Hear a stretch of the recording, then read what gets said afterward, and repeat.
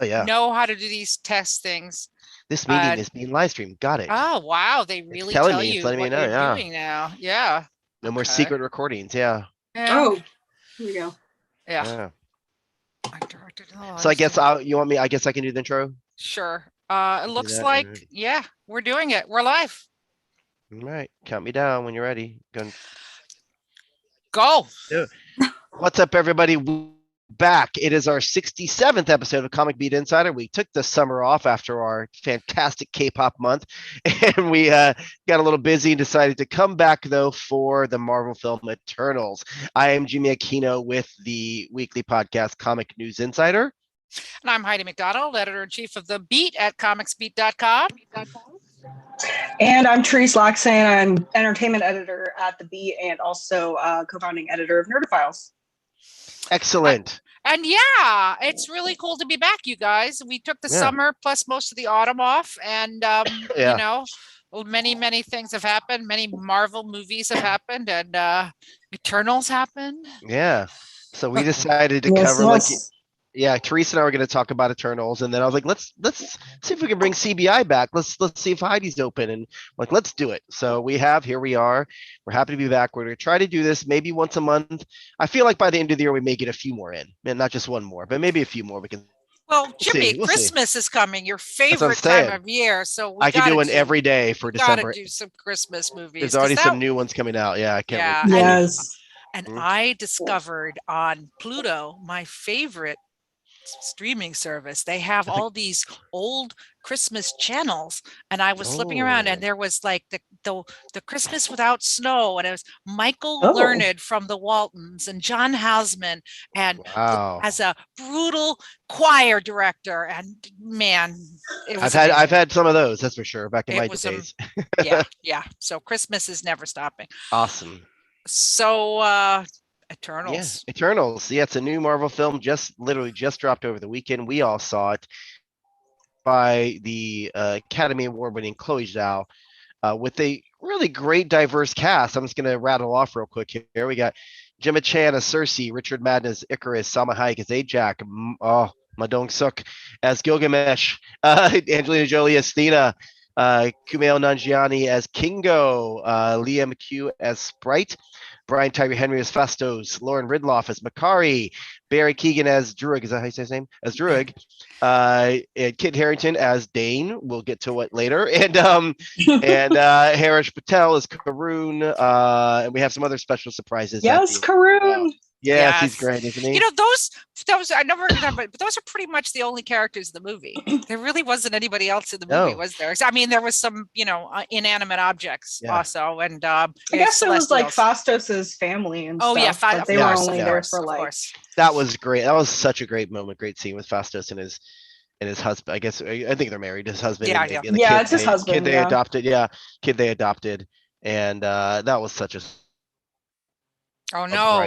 Brian Tyree Henry is so great, and dude, I love how he plays his comedy. He's so, like, of course, he's from people know him. Oh, did you mention Bill Skarsgård too? As Crow? That's right. Yes, that's right. Sorry, I did not. Thank you for saying that. He was what was the name of his character? Crow. That's right. Oh, Deviant. Yes. Yeah. Well, so I saw this movie first. I saw it weeks ago, so my memories are already dimming, but not really. At a screening, and I was the first of our crowd to see it, and I was like, there's a social media embargo, and I'm like, oh man, I don't even know what people are going to think of this movie. So I'll just come right out and say that embargo certainly didn't last long, did it? No, it lasted only a few hours. But I'll be honest. When I was watching this movie, it is 2.5 hours long, and I was like, wow. At one point, action scene broke out, and I was like, oh, thank God, they stopped talking. And but there were so many surprises in this movie, and the cast is so amazing, and the characters are really, I thought, really well drawn. And you know what? At first I was like, oh my God, this is so boring. And then afterwards I thought about it, and like I found it haunting. It's kind of it's a drab yet haunting film. It's kind of like Nomadland. I got to be honest. I mean, I hate action scenes, so this was like the ideal movie for me. I was Okay. like, oh my god, Yeah.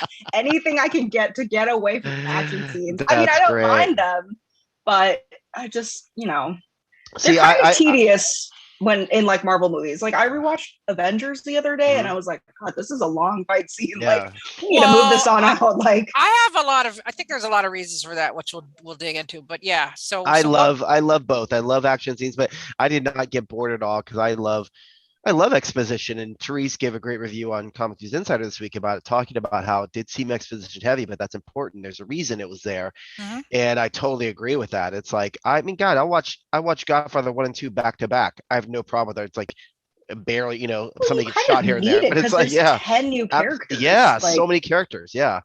So I was so invested in every character because I felt like Chloe Zhao did such a great job of really wrangling all those stories and those characters and those development in, and of course led by the fantastic Gemma Chan. My God, I mean, I guess I could watch her read the phone book. Do we still have those? I can watch her read the encyclopedia, whatever. And she is. I've always been a big fan of hers. Back to when you remember that show she's Humans? so great. Remember that show Humans, Therese? Did you ever see that where she played like an AI? Yeah. Yes, where she played the android. Yeah, she was at they were at New York Comic Con years ago for it, and I got to interview her, and I took a picture with her, and I was just like, my friend's like, is she real? I'm like, I don't know, because she literally glowed when I sat next to her. She's so serene. Like, oh my God, she's like porcelain. She's so like, yes, obviously beautiful, but there's something, she has this amazing aura about her. You're just like, it's so sweet. Like serenity is a great word. She's so serene and so like, it's this angelic quality she has. And it's like a really good casting, I think. Yeah. Well, I there was one thing that Angelina Jolie said in the press conference of the film, which was that Chloe Zhao tried to find things that resonated within each of the performers in the character. And I mean, I think you can definitely see that. I mean, I think, there's a lot of controversy. It's a very divisive movie, but I think it will grow on people. I really do. And I think it's because of that kind of inner quality that all the characters have. I mean, you really do get to have some idea of the inner workings of the characters. I loved it. I loved it. So you loved it unabashedly. Yeah. Well, I think the problems that people have and the criticisms from even people who like it are pretty much the same. Like, the movie is pretty long. There's a lot of exposition. It feels like they put a lot of stuff into it. Like, it was never going to be a good movie, like a perfect movie, a Marvel movie, because it was like, first of all, the topic is so lofty, and then you're introducing like 10 main characters who you've never seen before. Like, they didn't do the thing where they like introduced them like a couple movies before, so you could be like, oh hey, like that's Cersei, like we saw her like briefly in a cutscene like 3 movies ago. We did see Gemma Chan in another Marvel film, but she wasn't Cersei. But we didn't see any of these characters. Like, we don't know these characters. And I mean, truthfully, I think they could have cut the entire Deviant storyline, and it might have made room for like actual like more character development, because like, all the characters, but like you don't know, like you want to learn more about them. Like, I was more interested in that. Like, I don't need to know about the Deviants, especially since it doesn't feel like they really committed to like a serious storyline with the Deviants. That's a good point. And it's not like a comic books Deviant. Like, this is my main issue with the film, is that or at least I think the cause of my perhaps discomfort during the screening is that, as we all know, Marvel movies have the second unit that does all the action, right? All the fight scenes are done by this previs unit, and like the designs and that's given the MCU this very homogenous look. And I'm a huge Jack Kirby fangirl. There was not very much Jack Kirby in this movie, so that was kind of a loss. That's a major criticism. But then Chloe Zhao wasn't going to do a Jack Kirby movie. Let's be honest. But I just felt like the Deviants were so cookie cutter. Their designs were so boring, and so like it was. Therese, you're absolutely right. Just felt like a monster to punch. And what was those things in Avengers? The little the silverfish, the flying silverfish things that. Oh, the Chitauri. The Chitauri. It was just like bigger, scarier Chitauri. And I think they had a chance to introduce some of the wonder and grandeur that Jack Kirby created with Eternals, and they did not do that at all with the Deviants. Well, I think people might have made it. First of all, I don't think that they could have done that and made it a shorter movie. It would have definitely been even longer. And then if they cut it out, people would have complained that it was just a boring, slow movie, which, I mean, I didn't think that, but I'm sure there are people who... they needed action scenes, and that's why they were there. So that's a great point. Right. But in the original comic, which this has almost no relationship to, I mean, they took some concepts from the comic, and that's probably for the best because it was really out there. And but it is that the main setup of this movie is that there's these beings called the Celestials, who they did introduce in Guardians of the Galaxy, so that is cool. They had been seeding the Celestials here for a while, that seed planets, and they created the Eternals to kind of guide each planet through its development. And then like the Deviants, somehow, evil comes and there's bad Eternals. And in the comic, they were humanoid. So they had like really interesting forms and really interesting Thanos is a deviant, isn't he? Kind of. I don't know. I would have to read my Marvel Wikipedia to see if that's correct. I think like him, he's a deviant, and Eros is a eternal. I think that's like possibly. I don't know. I read it a while ago. I'm not sure. Well, that might be modern stuff that I haven't read, but I do think that they didn't make the Deviants more humanoid, because then you would have had 10 more characters to introduce, and nobody was set for that. In the comics, Thanos is an Eternal. So okay. All right. Okay. In the comics. In the comics. So who knows? Maybe here he is a demon. Yeah. Yeah. He has this recessive gene from the shape-changing monster called Deviant. So he's connected. Well, it doesn't seem like any of the characters we've met before are Eternals, because they're like these Eternals in like the MCU are like robots basically. Yeah. But there was a lot of heavy themes in this movie too. And I mean, the first one we open with Gemma Chan as Cersei. And she is teaching archaeology history, and there's a cute archaeology professor played by Kit Harington, and they are dating, and they're cute as can be, cute as two bugs in a rug.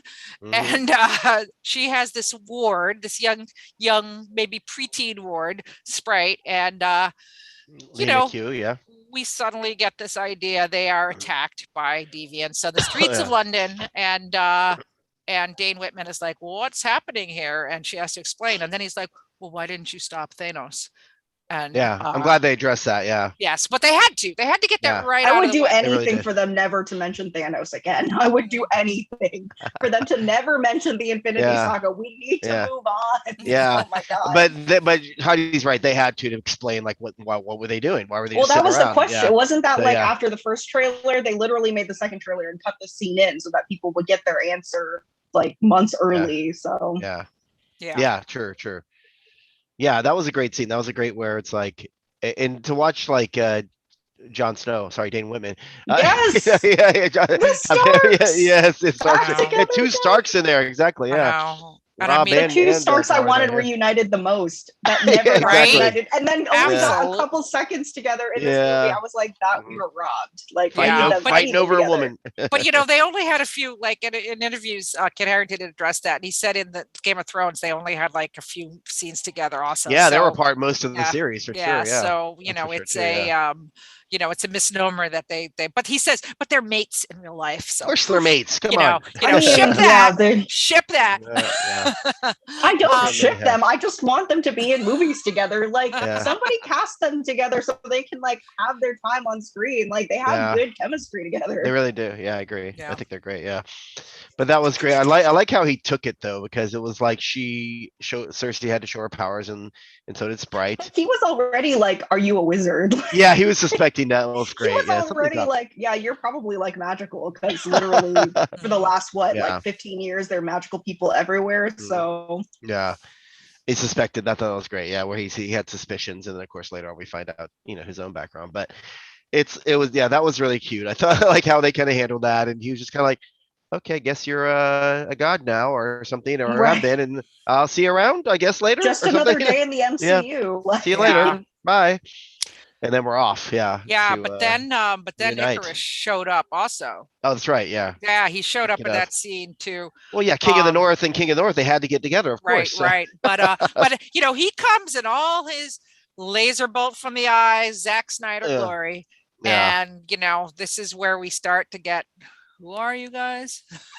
And we Yeah. start to learn that the Eternals are this group. And then we have a flashback. Now, I thought, you know, we should definitely talk a little bit about phase 4 and where it's going. Because I thought it was very interesting that, like Shang-Chi, this movie it cut back and forth between in time. Oh, like, yeah.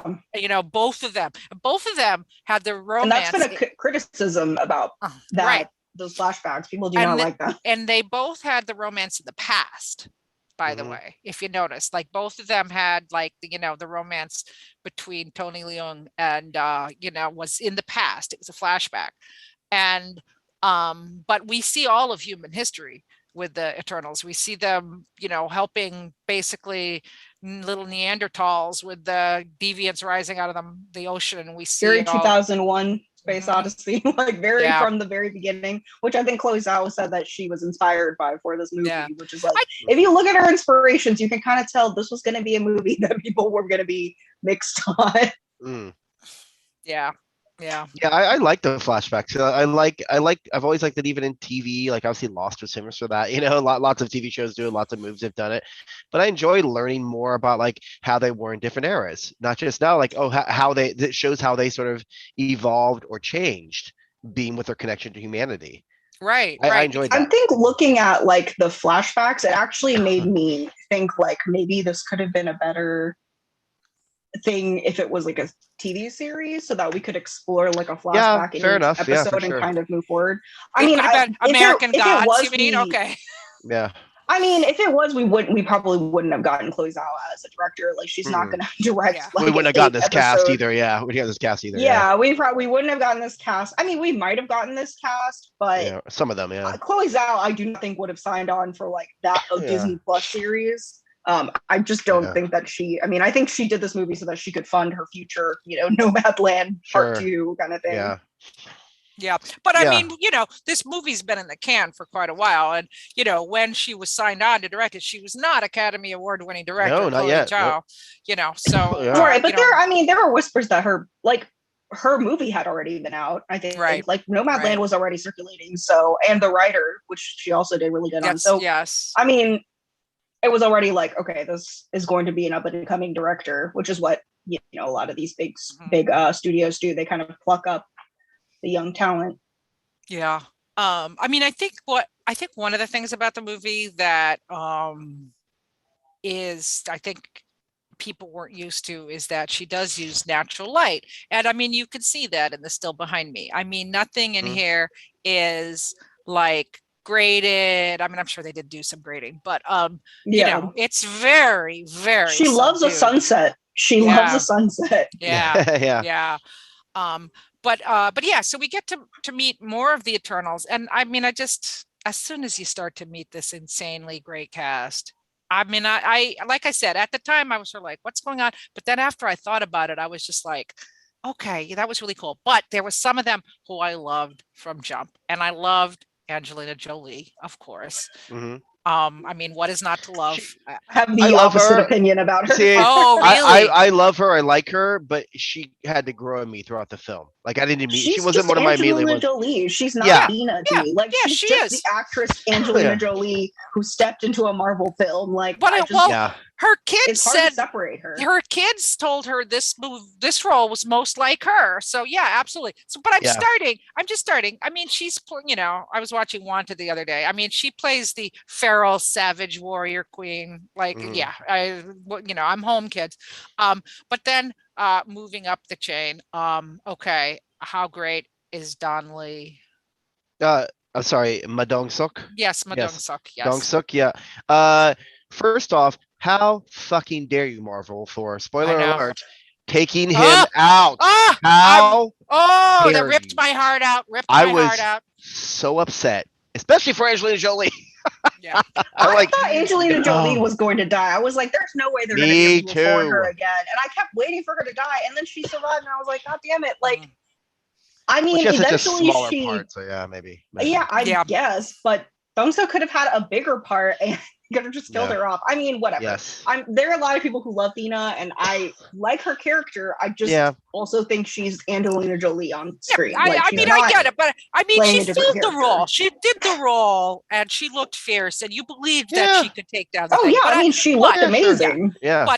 but I mean, Dong Suk, when he came on, I mean, there Ugh. was so many other characters in here that when he came on, I mean, Jimmy and I talked about him in the Train to Busan, which he's well known for, and we were like, oh, we can't wait to Eternal so we can actually see him in the Marvel movie. But I mean, that this man is the real deal. What can I say? I mean, give him all the movies, like Yeah. just Marvel, Gilgamesh. Yeah. He's Gilgamesh.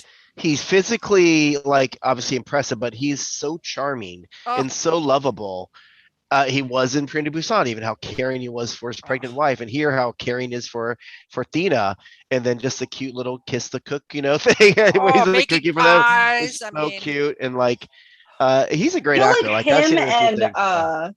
Kumail Nanjiani's Kingo, Ugh, like they have like the best like great. comedic timing Yes. moments, Oh, yeah. which is like Yeah. I typically kind of roll my eyes in those like MCU moments because it's like they Mhm. love to insert those witty little, Yeah. jokes, but they kind of worked in these two. So I was Like I Camille was also has a sad. big comedy background, yeah. So it was really Yeah. great to see Yeah. him tackle that. Well, when the deviants attack, basically, Icarus and Cersei go on the classic getting the band back together plotline. So Yep. they go off to Bollywood, where Kingo That's is a so great. Oh my huge god, that scene! star, I and love they it. do this Bollywood dance, which is which again another thing we've been looking He's making a forward movie about Icarus too. to. I know. Yes. And then they fly on his plane, and they're like, how have you been able to do this? He says, oh, that was my great grandfather. And he Oh my has god! these- And we meet Karun, who has 1,000 cameras on him at all times, and is I the best know. Love it. assistant. so Karun is good. his valet, his assistant, yeah, and Yeah. it's fantastic. He's like the Alfred to his Batman. Yeah, Yeah. they've been. Well, that's the thing. Like you said, I thought this too. I was like, well, there's the Superman and a Batman reference in this film. That's weird. I don't think I've ever noticed that in a Marvel film before. Where they I don't mention think they've ever DC. done it before like that. So, like, I guess It was because pretty they're obvious in this one. yeah. I mean, they flat out said Superman, I think, twice, and they said the Mhm. Batman Alfred thing once, and I was like, Well, the kid literally was like, "Are you Superman?" Like, he yes, was like, exactly, "Oh, you're yeah. Superman." yeah. And so it's like, are they just? Oh, we have real. Our heroes are real in our universe. So DC is actually the fake heroes in our universe, something like that. So I don't know. Yeah, they're I like thought it the was fictional. strange. They're I was like the IP of like right, yeah, the yeah, in-universe. right, yeah. I was like, right. I was like, I thought it was cool, but I guess what other character can you think could they have thought of to like that's not within their own because they own everything else. So it's like I guess they had to choose Icarus something is else. literally Superman. Like, Yeah. Johnny.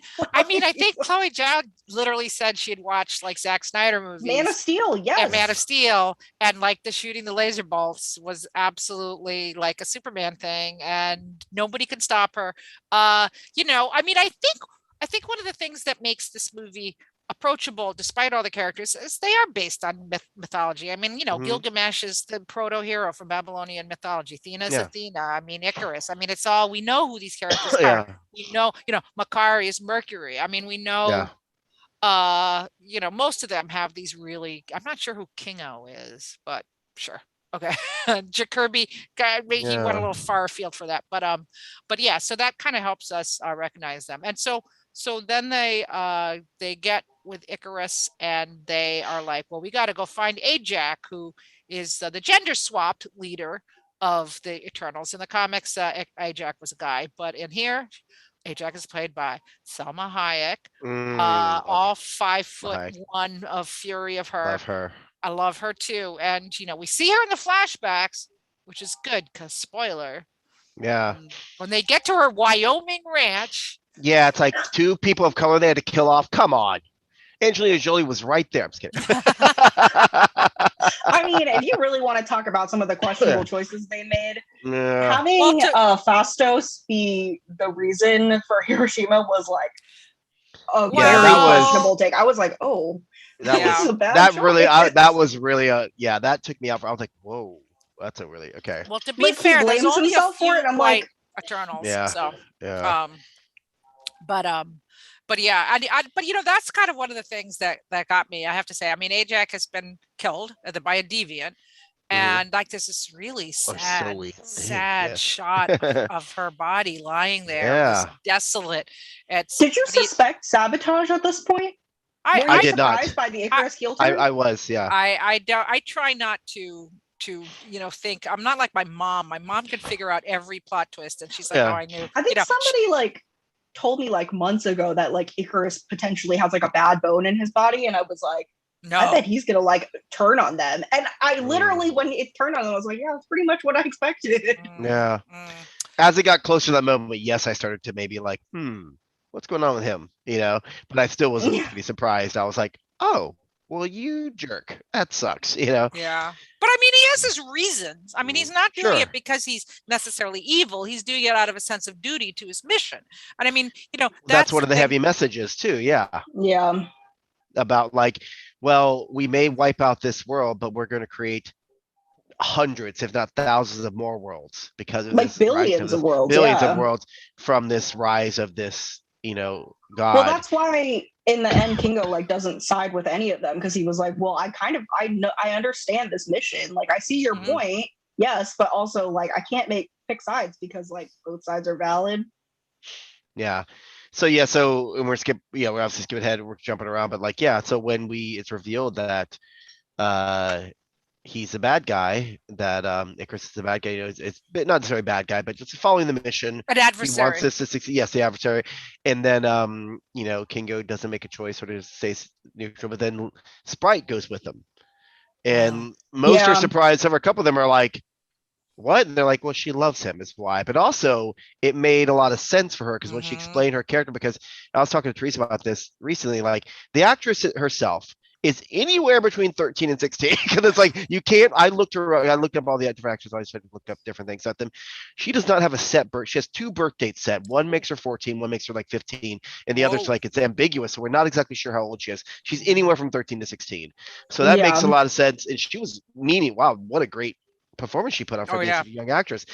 With those heavy hitters, but also her point of like, I'm never able to grow up and do things. I'm thousands of years old and I have to follow society's rules where I can't date, I can't go out, I can't do this, I can't drink, can't smoke, all these things that she should be able to do, but she can't because she's appearance wise she's youthful still. But now of course this is a direct rip from Interview with a Vampire, right? That's exactly what I was thinking. Yes, absolutely. And I wrote it. I didn't really write a review, but I wrote a little piece about the Eternals, and they are kind of like vampires without the icky parts. Which is interesting, which is an interesting take because I do, I'm not into vampires, but people love them. Well, even Kingo was like, when he first met Corinne, he was like, he thought I was a vampire. Like, that was great. Right. Very much like what we do in the shadows. Right. So it is in there. And I mean, it's like vampire. That's great. Vampire movies are popular because you have all these beautiful immortal people, but they got to kill other people to survive. And like, oh, what is the moral payoff? Or who are we going to root for here? The Eternals don't have that. They don't have to kill people to stay young and beautiful and looking like Gemma Chan. So, but Sprite has the age dilemma, and I mean that's I would think like their like conflict is even worse than a vampire because a vampire, like, okay, to stay alive they just like they have to feed on somebody else, right? Otherwise they like wither away or whatever. But like an Eternal has all of these technologies, all of these things, and the whole thing is like, oh, they had to step aside and watch humanity basically like become what it is. And there's like that scene when they're in like I think they're in like the Mayan like civilization, and it's being like conquered by conquistadors, and people are being genocided and murdered, and it's like this terrible scene, and they're like, why can't we step in? Like, this is absurd. Like, we can't just watch these people die. So that's like it. Even like they had to make the choice not to help people during like these tragedies. Like they clearly stepped aside during the Holocaust. Like why didn't like they do something like? But it did show that they struggled, especially like Druig was like, no, I'm not. I'm gonna. Well, also the sense of not giving them their own choice, but like controlling them, which isn't necessarily a great thing either. But it's like, so it's like they definitely strike. The closer they got to humanity, the more they struggled with not stepping in. Yeah. Well, I mean, jumping back into the storyline, I mean, they go to find Druig and they go to the Amazon where so he walked away because he was like, because his power is reading minds, and he's like, I am not going to go for this. I'm not going to go. Controlling minds. Controlling minds. He says, I'm not going to do this. I'm not going to stand by. I got to do some good in the world. Okay. And now, I mean, Barry Keoghan, holy crap. He just tore it up the minute he came on screen. And he was in Dunkirk. He's fucking amazing. And he was supposed to be Yorick and Why the Last Man for a while, and then Schedules or whatever. And at the time he was in the Green Knight recently. Right. Well, I mean, he's a star. I mean, man, he is just so good in this movie. Like Druig, and there's that great like Druig sucks, and his relationship with Makari. Oh my god. Oh my the relationship everybody wanted more of, and we got. I don't know. I think I was more on Kingo's side. Like, what am I watching, and why do I hate it? I did not warm up to. I liked Druig. I did not warm to him with everyone else. Oh, you're on the Druig I liked sucks him. team. No. I liked him, but I didn't love him. But I did love Makari. Lauren Ridloff, amazing on Walking Dead. The first deaf actress in the Marvel U, and I love that other characters signed with her in the movie, like did ASL with her, and throughout the film. And it's like she's a great actress. I think she's fantastic. The things she can portray without actually speaking, obviously, but with her emotions, it's incredible. I think she was. We talked about this. Therese picked her 3, and I actually answered you what my favorite 3 were. So why don't you go to say it again, Therese? Who are your favorites in this? And then Heidi, we can say who our favorite characters are. So I think when I was recording, it changes every day. Truly, there you go. Yeah. It's hard. But I think my favorites are Cersei, Druig, and probably Icarus because I enjoyed. Yeah, I think you said that. Yeah. I liked Druig and Makari. I'm so into that. And me too. And Gilgamesh. I mean, I just I loved those 3 the 3 performances and the actors, and I just it's like spice. It's like you can't have a bowl of cilantro. I love cilantro a little bit is so great. So like we could totally get more of them because they're already big stars. But I mean I guess that's one of the reasons why this movie kind of stuck with me, was because there was so much more that I wanted to know, and more that like it does. I mean, right away, I was like, "Oh my god, the fanfic about Makari and Druig, right?" And it's already started. I was checking. It's about to happen. It's the fan cams are being made. Oh yeah, they are. And what, Jimmy? So and the thing also, what about my favorite 3? Yes, your favorite 3. What about my favorite? So there we go. So mine are. I think I said this on the podcast as well. Cersei, obviously Jimmy Chan, I can watch do anything. Same thing with Gilgamesh, with Dong Suk, and then Makari. Makari was she really stood out for me. It's like the 3 of them I just was like I wanted so much more of, and that's why I think I reacted because again I didn't dislike Druig, I liked him, but like I reacted the same way Kingo did. Like, what are we watching? Why do I hate it? I love that line. It's so great. I would have joined Druig's cult. Like no lie, I'd be like, okay, yeah, sure. Like total. Druig. Well, you might have had no life reason. In the Amazons. Let's go. Yeah. Well, they said that this was something that happened on set. Like where they just kind of saw because it's not actually in this. I mean, there's a little bit of the script about it. Yeah. Oh, wow. But they said they saw them having this incredible chemistry on set, and we're just like, all right, let's go with it. I did their chemistry.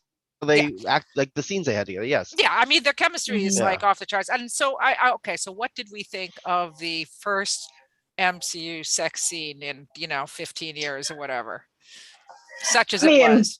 I mean, it was like I was like, oh. Oh, somebody's gonna kiss in a Marvel movie. Wow. Oh my god. When I was watching, I was like, oh my god, damn, this is like going further than I thought. I know. I was like, whoa. Obviously it was like it didn't take me out. I know that Marvel's never done that, never had a kiss in any of the movies besides Natalie Dormer kissing Captain America on the cheek. But it's like should have been my cheek. But I was like, it's just part of the film. It's fine. But I could see why some people might be like, well, that seemed unnecessary. But I like that. Well, MCU has been historically, I think one person called it sexless. Yeah. It's It's been more than one person who's called it sexless. Yeah, very, very, very dry from the lusty standpoint. I mean, I enjoyed it. Gemma Chan, she is making out with two of the men that I would love to make out with. So like she's living the dream. Go for it. Yeah.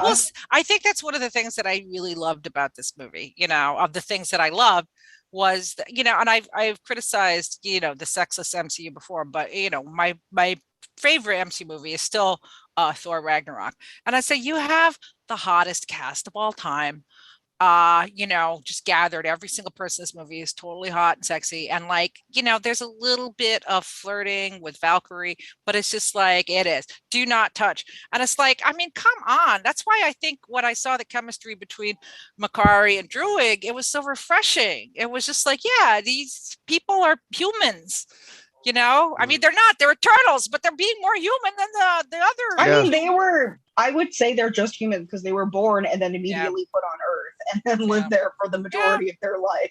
Yeah. So it's like, you're pretty much human. Basically. I mean, So as we go through the gathering of the band to get it back together, we go to our final stop, which is the Eternal who is most integrated with humans, which is Phastos, who is happily married, and yes, to a man, and they have a kid. And I mean, I thought that was wonderful. I thought it was wonderful that they showed this really domestic scene with a gay couple, and it's gotten the movie banned in many countries, which is really, really sad. But I thought that was great. Is that why it's been like things need to be cut out? So like probably. Oh my God. I'm sure. I know. Well, I love the line times. It's my old college friends. Right? That's great. They always do that. Everybody's a different age, but they all went to college. It's my friends from college. Yeah. I love it. But yeah, that was such a sweet moment. And again, Brian Tyree Henry plays the subtle comedy so well. And every time he does it, in a lot of it, he certainly has that background with Atlanta and things like that. But it's just like he's so great. Where he's like the whole, where so you clearly have been working on things because look, I just did my laser bolts and this table is probably. And it just his little pause. He has great comic timing. Yeah, fall collection. It kind of kills me because I hate when Marvel takes those jokes and they put them in the trailer because then they lose all humor by the time you watch it in the theater. You're like, okay, well here's the IKEA scene. Like literally somebody mouthed out the lines while they were happening in my theater. Wow. I was like, okay, well, they saw that as trailer too much then. What? What they put all the funny stuff in the trailer. In this case, it really is like those recuts of The Shining that make it look like a romantic comedy because there is not a lot of humor in this movie. It's almost all in the trailer. So and if we haven't completely spoiled it for you already, which we have, just in case you haven't seen Eternal, not a lot. If you didn't know anything about I guess the movie industry or Chloe Zhao's background, you might have gone into this thinking oh, it's just going to be a fun Marvel movie, and then not knowing that you would walk out of it being like, what the hell did I just watch? That was terrible. I don't know. I tend to not really enjoy that Marvel humor because I think it's overdone and it's in every single one of their movies and it feels really formulaic, but the jokes were funny. I just think they kind of tonally it makes the movie a little bit confusing because there are so many of those super serious scenes and they dominate the movie, and then you get those slight slices of humor that kind of throw you a little bit off your balance. But I mean, without the humor, it would be a very, very dry movie. So it's kind of hard to find a balance. Yeah, but it worked when it was thrown in there. I thought it was enough. Yeah, they played little cute moments, which I thought worked well. And obviously, Kingo's character had a lot of that because again, Kumail's comedy background certainly lent to that. Well, they said apparently he's shot a lot more, and they just cut it out. He has I heard he said he had a ton of scenes, and they cut. So I'm interested to see what the cut scenes are going to be and how many there are that they make into deleted scenes because an entire Bollywood number. That'd be great. I mean, it's going to be what is it? Zack Snyder's Justice League. It's another hour long of cut scenes. Yeah. Kevin Feige's Eternals. Yeah.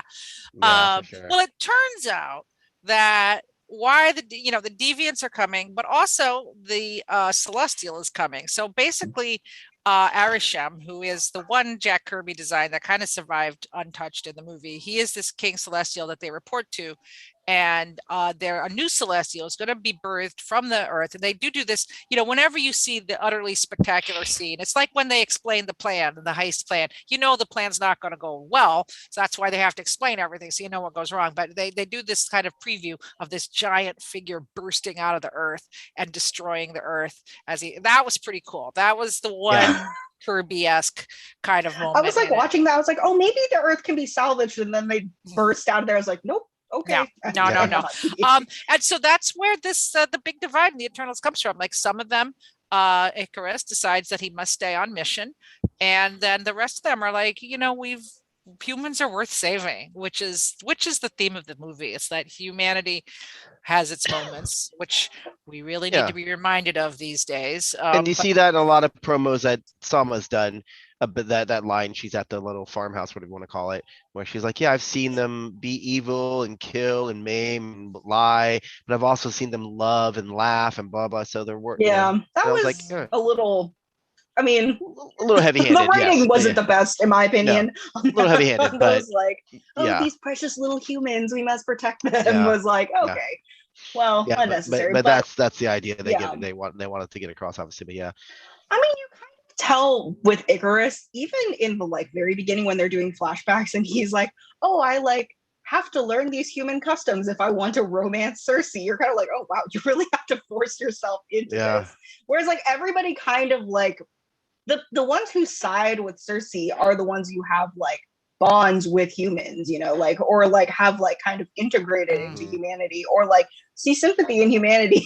Sprite obviously is going to side with Icarus, not only because she has a crush on him and has had a crush for millennia, but because literally she's trapped in this body of a child and can never age and is a vampire.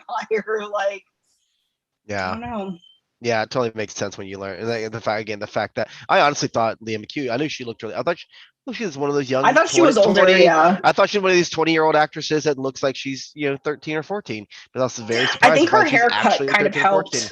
make her look older, because it was you couldn't it was spiky, and you're like, okay, I can't really tell how young she is. But I didn't realize until you emailed me. I was like, oh my god, she's really young. Yeah, which was impressive, because I think she did a great job, and especially during that moment where she was like, "This is why I'm doing that," and I was like, "Oh, that makes a lot of sense." Absolutely. I mean, we've seen it before, but it does make a lot of sense. It's like, all right, fair enough. Well, I do plan to go see this again in the theater. I think it's better on a second viewing. Yeah, I'm pretty sure. Yeah, have you seen it twice? Has anybody seen it twice or? No, I was going to yesterday, but then it was raining. I might. Raining was when you go to the theater, but Now, in New York. I definitely for another reason, which I'll get to, about the cuts, the end scenes, the credit scenes. But so we have the big battle at the end, and I'll bring out the previs. Here comes the Deviants and Icarus, and I do feel some of the fights. I mean, it was good. Cersei who ultimately defeated him and turned him into marble or something. Yes, and she used the power of the Unimind, which is another concept from the comics. That's one of the other concepts that survived from that was kind of confusing to me. I'm not really sure. Well, they had a big spaceship, so they had things on the ship, had a power source. It got all solved, got all wrapped up. It was kind of one of those things where I was like, okay, I mean, I guess it is what it is. I'm not really sure how this happened. I'm sure it'll make more sense when I rewatch it and I pay more attention to those extra details.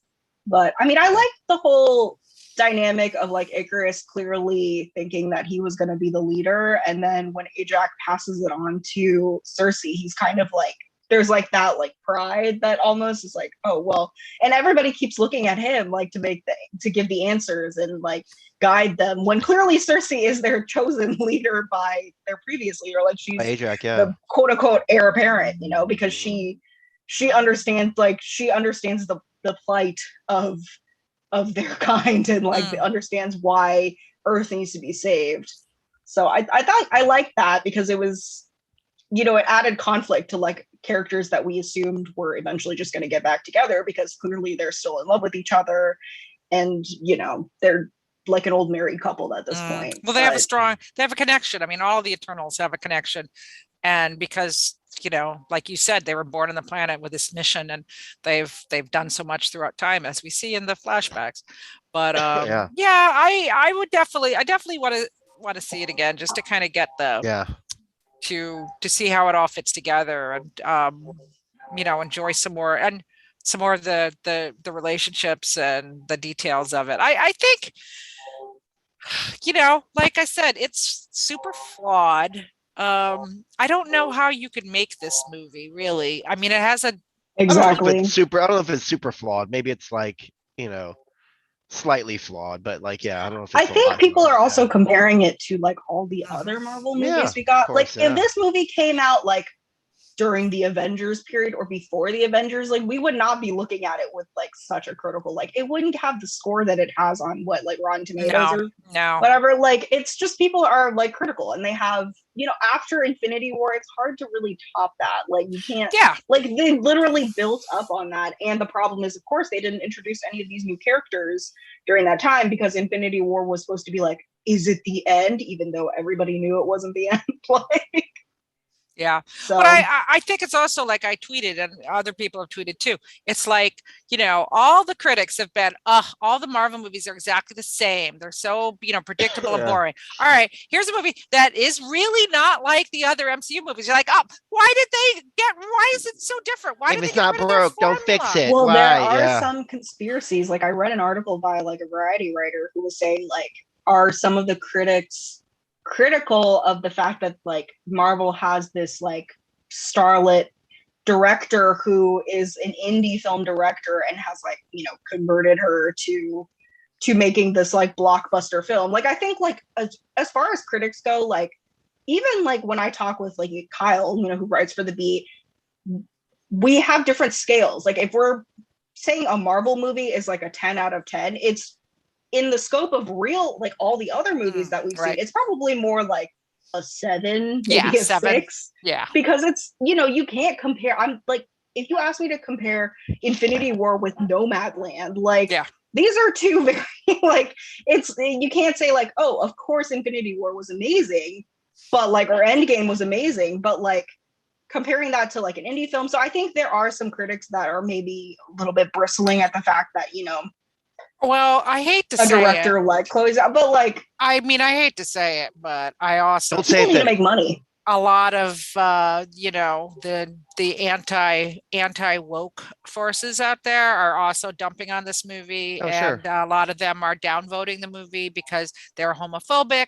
And they're racist. But that we expected. And we expected that. we did. Kind of we did expect that. But I mean, it has to be said. I think that's absolutely right. Out that it's a lot of the diverse cast absolutely has. And but I don't think the critics are the ones who are saying that. The majority, at least, like are not the ones who are saying that. Just like people are saying, like, oh, this critically is not doing well because the Chloe Zhao is a female director, which is like kind of ridiculous. I don't think I would give critics more credit than that, Well, I mean, a lot of critics on Rotten Tomatoes are people who have YouTube channels or that kind of thing. So, some of them. I mean, there's not a lot of them. A lot of them are older critics that have been around for a long time. If you look at their which source they're quoting, did you read an old site? Did you read the New York Times review of it? I didn't. The closest to my feelings. It's pretty much everything I've said. Like it was not like a glowing, this is a great movie, but it was very fair about the things that it did well, and what Chloe Zhao brought to it. A lot of critics are saying, and then like they kind of decide like if it's a 3.5, is it rotten or fresh, and then they kind of make the decision from there. Rotten Tomatoes is incredibly flawed. I know. And also they're saying, oh, it only opened at $71 million. Oh my God, it's, terrible. And, Shang-Chi opened at $79 million. So only $8 million is, the difference between horrible and, as I recall, Shang-Chi was a smash hit. So, there's this, Marvel was bound to have taken down a peg, and they've decided to do it with Eternals. And, this is a pretty good movie to get taken down a peg with, I'd say. Well, yeah, I worry.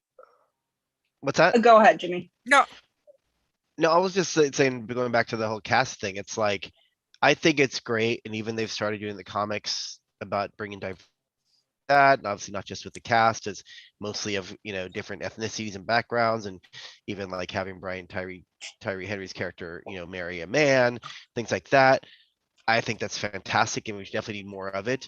But like you said, Heidi, unfortunately, a lot of the world still doesn't think that, and so they're the ones, and the haters are the ones that are going to constantly be the loudest. Like I'll never when Zack Snyder's his first Justice League came out, people in our business, friends of ours, would negative interviews constantly. I'm like, why are you doing that? Great, you don't like it, but you're reposting other people's bad reviews just to hammer your point home. So that's what's really frustrating, is when you see it's the same people just repeating these negative reviews. and you know what? That's why we need movies like this. Guess what, asshole? Well, I worry that the bad sort of reception that comes from Eternals, the higher ups at Marvel, even above Kevin Feige, are going to be like, well, look at this bad. This is what happens when we experiment, or we let directors take the reign. So in the future, it's going to be even more within that Marvel cookie cutter format, which I already know, No Way Home, I already know what that movie's going to be like. Yeah. I mean, no, and I can't wait. Oh my God, ice cream. 1,000 leaks aside, I mean, I'm going to enjoy it, but it's definitely like the kind of movie where months ahead of time, I was like, yeah, I know what this movie is going to look like. I know how it's going to make me feel. It's nothing. It's not going to be, I'm not going to leave like awed or anything like that, or it's not going to be like, wow, what a game changer as far as like filmmaking goes. Like, but it's just an MCU movie, and I'm totally looking forward to it. I can't wait. Of course, Although I will say that every single leak that comes out makes me a little bit less excited for it, and kind of makes me angry at people. Yeah, for why sure. That people were leaking it? You mean? Yeah. No, well, I'm finding out like big plot twists of characters who are going to be in this film. Look away! Yeah, do not. Yeah. Well, I recommend not going on the internet between now and December. When's it coming out? 16th or something like that. Because there was just today. It's a huge leak today. Last night. I managed to skim social media lately, so I don't even look at it. Stupid. It was just like. So what happens when you see this leak? Do you glance it, or you actually then you click on it and do it? See, if I glance at this partially, I'm like, I just won't even look at it. Well, I have to admit, this leak was so compelling that I was like, okay, all right, sure, I get it. I have a friend who texts me about all of these. Oh, see, that's a friend you need to block. She doesn't tell me like it's happening. Oh, I see. She's letting you know. Leak has happened. I see. Okay. She's like, I mean, it is kind of our job with this movie. Well, I mean, it's not my job to be spoiled for things. Like, I don't think a lot of people are reporting on this because nobody wants to get sniped. I mean, the whole thing with Eternals was like, spoiler alert, Harry Styles got reviewed. Let me jump in here about this. So again, I went to a pretty early, well, not super early, but early-ish screening before the world premiere. So because I was doing the press conference the next day, and we're watching it, and then the credits start, and bam, they stopped the screening before the end credit scenes. And I mean, people were booing, myself included. It's like, what do you think? I mean, you've always done that for the world premiere. Well, they should have, but I'm very curious about this whole process that happened, because I don't know that they did it on the West Coast. They absolutely did it on the East Coast. So then they had the world premiere later that night, I think. And I think they showed it at the world premiere. They did, because the guy from Variety walked out, was like, "Well, how about that?" Harry Two Styles? Guys from Variety. Yeah. So I'm wondering if they did that as a punishment for not showing it. And I think there was like, oh, you didn't show it at the screening? Well, guess what I can do? And then I think that's some people's stuff, but like Variety was never gonna not get to see that. It's Variety. Like, but I'm massive trade paper. But I mean, there was a lot of outlets at these junket scrings, and nobody else spoiled it. I know. Well, that's the thing. It's like, when you go to the junket screenings, you don't normally be like, oh, I can't. I mean, first off, you're embargoed, and you'd want to be asked back. So I don't know. It was just very weird. Think honestly, and I said this back when that spoiler happened, which is my problem with spoilers, was like, I couldn't avoid it. Like, my friend texted me and I she said somehow did avoid it. Yeah. there's a huge spoiler. Do you want to know what it is? And I was like, no, I don't. This friend. Yeah. No, You know, she Block was this just like, friend. you should avoid Twitter right now because it's like all over. And I was like, yeah, I'll just avoid it. I don't want the spoiler. And then the next morning I got spoiled. So this time she was I know, like, you want I the spoiler think for Spider-Man? I did And I was like, spoil it. yeah, spoil it. I You spoiled it did for spoil people. it for I me, did. but it was I know. I'm Why? sorry. Why are She- you are both in the bit? Stop. The know. people in the business is what irritates me so much. I love you guys. I love my friends. Stop. Why? If you're in the business, why are you doing it? I don't understand. Well, I mean, I understand did that. well, it in we're a not way. doing. She spoiled it to me on like a DM, like not Yeah, like in I like did. a I tweet did or it. I know. I something. apologize. She for thought that. I already knew. Yeah, that's Oh, why. See, okay, I just all right. assumed that if you're on Twitter and like, I mean, I do have my alert set up, so I it's was kind of totally like, surprised by the end credits. I did because I Okay. somehow because again I managed to like if I see something mentioned I want to hear about, I just skim past it. yeah. Well, I'll say this. So when You we can't were, skim past like pictures and stuff. Yeah. though. No, But fair when- enough, when- sure. But if I but don't when know what we it's were- in context to, I don't know. Yeah. when we were about to do this live stream, I said to Jimmy, I said, oh, I haven't seen the end credits yet. That's another reason why I was going to go back and see it. Then Yeah. Jimmy was able to find It's on them for YouTube. me on They're YouTube. literally on YouTube. And you know Oh, they're what? both on YouTube. I Yeah, both did of them are not literally on YouTube, know. yeah. I did not know that Pip Patrol was in one of the end scenes. Yeah, So yeah. that was a shock for me, and I was like, That "Oh, was good." less of a shock, I think, for nobody people. like everybody is so swoony over Harry Styles that nobody he's Harry mentioned Pip Styles. Patrol. Immediately, Patton Oswalt, you recognize his voice, of course. You're like, Yeah. yes, Yes. Patton. Yeah. So yeah, so we will obviously people are tuning in this say no, this is it has spoilers in it because we're just talking about the film. This is Also, we wouldn't really be spoiling anything new. exactly It's true. been out Yeah. for So weeks. this is the thing. It's like we've been like people watch these because they've already seen them, or listen to them as well. So basically, we get the three Eternals. We get Cersei, Kingo, and who else get pulled up by It's not Aramesh? Kingo, 'cause No, it's not Kingo- Kingo. Sorry. It's Cersei. Well, Who three is of them leave on a ship, Right. and then three of them get pulled up. And I think it's Right. Makari is on the ship, Dina's on the Yeah, ship, yeah. and then Athena, Druig, and Makari are on the ship, Yeah. right? okay, Yeah. so they're Those three. on the ship, They're on the ship looking for other Eternals, I guess. and Icarus flew into the sun quite literally. Yeah, literally flies in the sun. I was like, that's a little on the nose, but all right. And then Sprite is the a other human three. now. Yeah, and then the that's right. That's important because Fastos. Cersei. That's right. Oh, so So it is Kingo Cersei- probably. I think Yeah. yes, I think it's Fastos, Kingo, and Cersei. Yeah, they Yeah. get pulled up by what's Oh his damn, name? that sucks. Yeah, and where he's like- Erisham, yeah. Erisham, yeah, he's like, you have done this thing, and I now will judge you on it. But then I'm like, where do they go? What do you do with them? I thought he was gonna throw them back on Earth. He's and come gonna back. like look through their minds and stuff, I assume. Oh, And- okay. I will be looking through your minds to see if because you've he's gonna done like well. look through because they have that place where all the memories are Right. and he like stores them. So I assume that's how Icarus is gonna come back. They're just gonna build another okay. robot Icarus and put his memories in it. Okay, Yeah, all and right. the You hopefully think they'll they would build have the another cloud? Gilgamesh.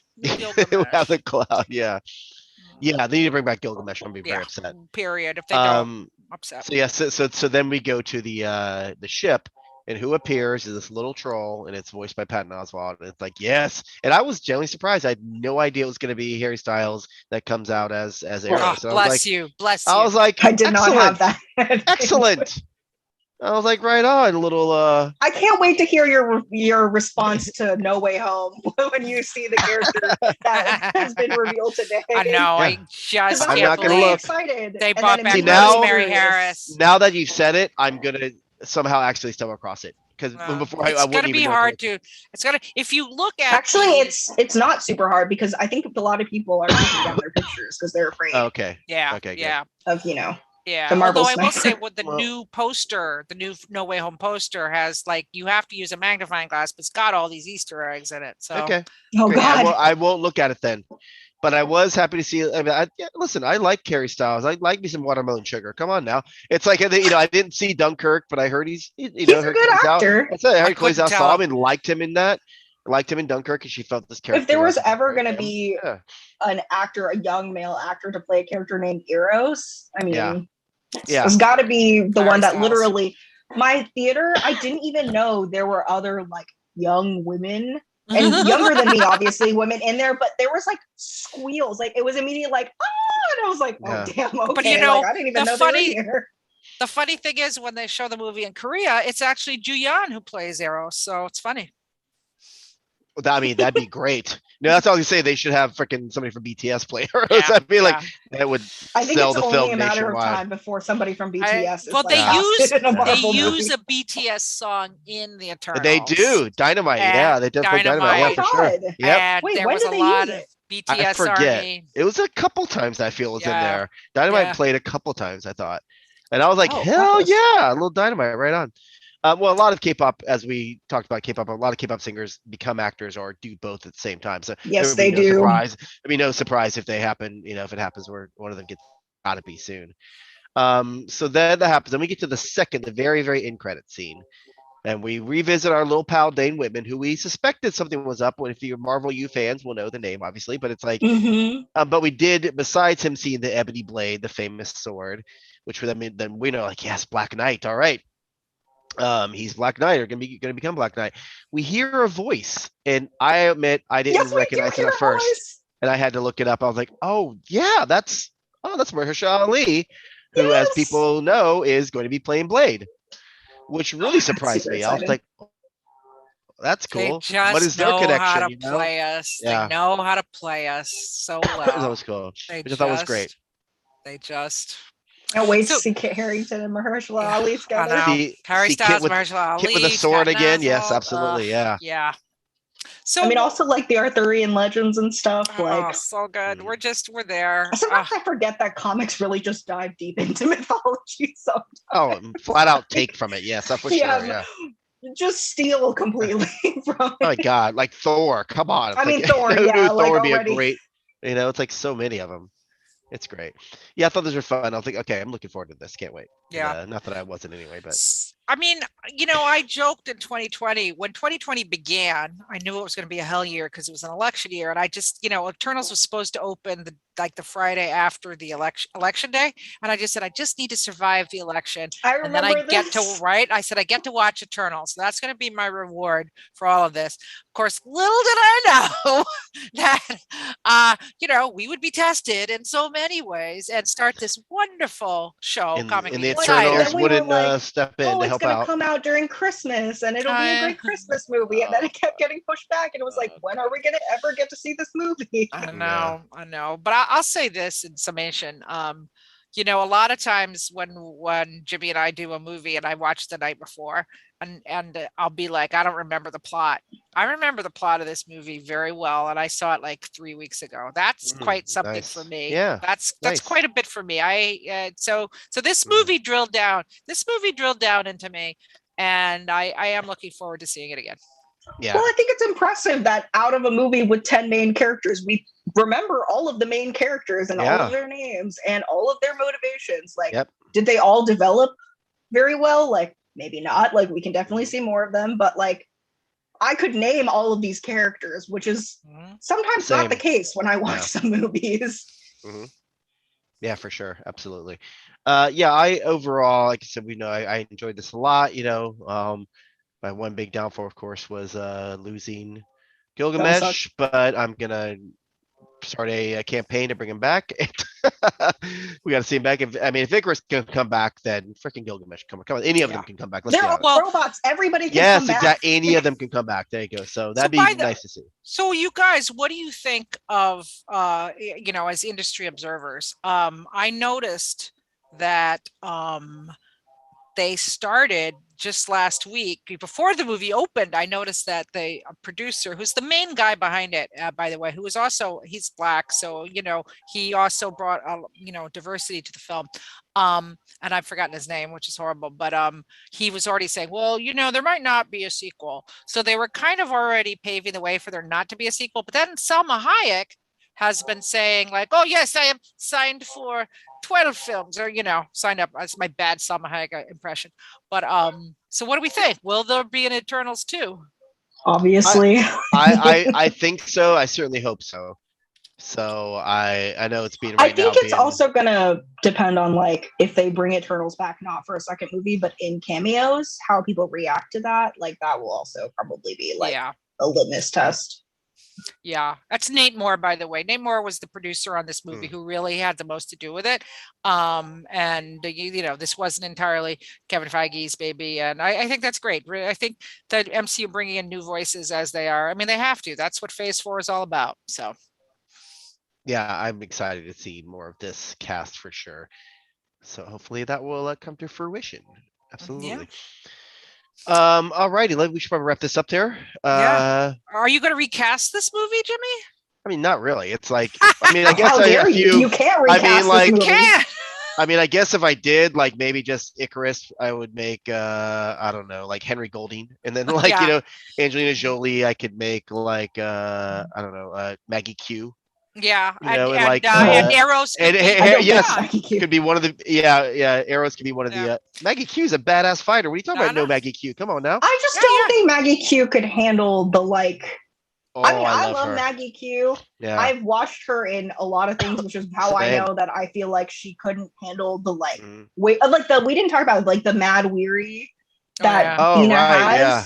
Like I think a lot of those scenes, Angelina Jolie is actually better in than her like action scenes, where I think she like took ballet lessons or something to like master the gracefulness of. But I was just like, yeah, whatever. I mean, I also think Athena is one of the most boring like Greek gods when you look at the whole pantheon. So maybe that's affecting my opinion. Yeah, no, fair enough. But then I think, have you seen Sweet Home, that Korean monster series that came on last year? Not. People turn it's great. So Song Kang, he's in that. He's also in one of my recent favorites. Oh, I know Song Kang. Yes. Yeah, Song Kang's great. I think he'd be a good Druid. Because because if you watch Sweet Home, you'll agree. Because Sweet Home's really great, and he was also. We can't recast Barry Keoghan. No, Hotel de Lune. No, Druid stays. No, Druid stays. Because then I will accept the relationship between I've been Song Kang. No. Okay. No. It's a great cast. I love the cast. I think it's a great cast overall for sure. One last question for you though, both. And what do you think? Because I immediately when I walked out, my first thought was like the fan. There will be a lot of fanfic about this. So how do you think the MCU fandom will react to this film? Well, Are we talking about like stands or like the stand? What I mean, but I mean like I mean we have talked about the fanfic that there's a lot of memes and love. I mean, it becomes the whole the MCU army, I guess is what I'm talking about. How dare you? BTS is going to revolt. But no, I think we said it a little bit. Like the stands will definitely start doing their little Druid Makari thing, whatever like that. But it's going to happen. But yeah, for sure, it's already happening. It's already happening. But what I think is important for us to mention is when Heidi brought up, we emphasized it was that like how the diversity, like it is. There are people out there who are just haters, who are racist, who are homophobic, and like I see somebody who used to be a friend of mine who like. Oh no! That a black actress was cast as Starfire. I'm like, she's orange in the comics. Why does it matter what color she is? Oh my god! Wait, you cut out for a second. Are you talking about Titans? Yeah, Titans, but Starfire. How like he raged. She's the best actress for she's Starfire, great. though. Yeah, she's they rage. I saw people people I know rage the fact that a black actress is being cast as an orange alien in the comics. Alien. It's like she could have been someone else, like about the Superman, Supergirl movie or Superman movie. They post the same thing, like posting a picture of the comic. They better look like this. Why? So there's still those minds out there, which is probably some of the negativity, the negative press about this movie. It wasn't like before Samuel L. Jackson was cast as Nick Fury. Nick Fury is like a white character. So I mean, I can't imagine literally anybody else playing that character other than Samuel L. Jackson. I mean. Yeah. Besides the Hoff who played it too, but terribly. But yeah. Okay, so you wanted to know what the fan reaction would be. Do you want to know how many fanfics there are? Yes. I'm only looking off of Archive of Our Own, which is the lustiest of all the databases, I would say. So Eternals currently has 124 works of characters, and the main ship is, of course, Druig and Makari. Yeah. Yeah. Oh, yeah. 64 call has 64 for Jimmy Aquino. Mm-hmm. Jimmy Aquino has 21. Oh man, 21 of Icarus and Cersei, 13 of Druig /Reader, which is like your self-insert character. All right. There's What about 7 of Thena and Gilgamesh. Theta and Gilgamesh is gonna grow, I think. Yeah, Because they're there's cute. They're pie. cute. He's a baker. Yeah. He made Yeah. pie. Come You want on. to, we all want to kiss the supposed to think cookie. that they were romantic? Yeah, I think so. I Well, don't. It was like on the spectrum of platonic to It's- romantic. It was like kind of like I in the think middle. maybe he definitely loved her. That's Like, what yeah. fanfic is Yeah. for, to find out. There you That's go. true. Yeah. You're not Yeah. wrong. We don't. Yeah. I mean, like I said, he wore that. We all wanted to kiss the cook. He wore that cute little apron. We're like, of course, making that pie. Come on now. I'm ready to drink that spit fermented corn mead. That's I think we all would. dying. Yeah, yeah, they're great together for sure. Yeah, I hope we see more of this, and yeah, I'm looking forward to more. And so now- I mean, as far next- as like stands, like fans go, like especially younger fans, I see like a lot of positive things. Like I have a I hope so. separate I hope so. fake Twitter account that I use as like a crazy stan, Oh, and on there the climate is I'm quite gonna nice. find Like this. people, All right. oh yeah, it's not hard to find. I mean, at all. It's not But- vampire. It's Pampire. Okay, Yeah. great. Yeah. it's just not, I don't want to associate that with my full name. So, Sure, of course. I just use that for like Yeah. looking at fan reactions also. But yeah, people enjoy it. I mean, yeah, of course there's going to be people who hate the fact that it's a diverse cast, but also like that's the way of the future. So just Yeah, that's what the literally world get is. on board or you're going to Yeah. be left behind. Yeah, Like yeah. it's not going to stop being diverse. And Yeah. also like they're literally robots. They're like Yeah. aliens from another, like it doesn't matter to Yeah. them. Yeah. For Yeah. sure, for sure. All right, we should probably get out of here. Yeah. But, Definitely. awesome stuff. Thank you everybody for Yeah. hanging out. We are back. We're Heidi and I will talk about how often we'll come back. We're shooting for once a month now, but as I said, by the end of the year, we'll probably do a few more. We'll probably should do put a it in couple here. of holiday shows. Yeah, 'Cause yeah, I we'll know do how it. much Jimmy loves Christmas. Yes. That's right. holiday Absolutely. shows. For Yeah. sure. Absolutely.